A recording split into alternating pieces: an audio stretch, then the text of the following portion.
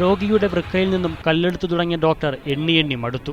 ഒന്നിനു പിറകെ ഒന്നായി 241 കല്ലുകൾ. തുണിയിൽ നിരത്തിവെച്ച കല്ലുകളുടെ എണ്ണം കണ്ട് രോഗിയുടെ ബന്ധുക്കളും ഞെട്ടി. ഗുരുവായൂർ സ്വദേശിയുടെ വയറ്റിൽ നിന്നാണ് ഇത്രയധികം കല്ല് കിട്ടിയത്. വൃക്കയിൽ കല്ലുണ്ടെന്ന് കണ്ടെത്തിയതിനെ തുടർന്ന് നടത്തിയ ശസ്ത്രക്രിയ 3 മണിക്കൂർ നീണ്ടു.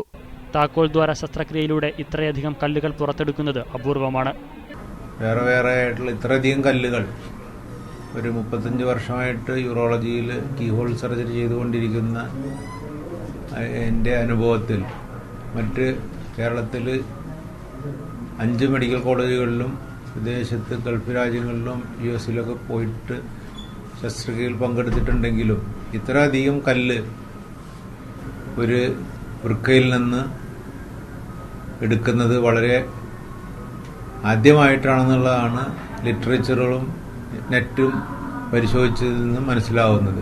വയറുവേദനയെ തുടർന്ന് 6 മാസം മുമ്പാണ് ഹമീദ് ആശുപത്രിയിലെത്തിയത്. ഹമീദ് ഇപ്പോൾ പൂർണ്ണ ആരോഗ്യവാനുമാണ്. ഡോക്ടർ AC വേലായുധന്റെ നേതൃത്വത്തിലുള്ള സംഘമാണ് ശസ്ത്രക്രിയ നടത്തിയത്. ഏതായാലും രോഗിയെ ഡിസ്ചാർജ് ചെയ്ത് വിട്ടാലും കല്ല് കളയേണ്ടെന്ന തീരുമാനത്തിലാണ് ആശുപത്രി അധികൃതർ. അപൂർവ ശസ്ത്രക്രിയയുടെ ഓർമ്മയ്ക്ക് ഇത് ആശുപത്രിയിൽ തന്നെ സൂക്ഷിച്ചു വെക്കും. അഫ്താബ് റഹ്മാൻ, മീഡിയ 1, തൃശൂർ.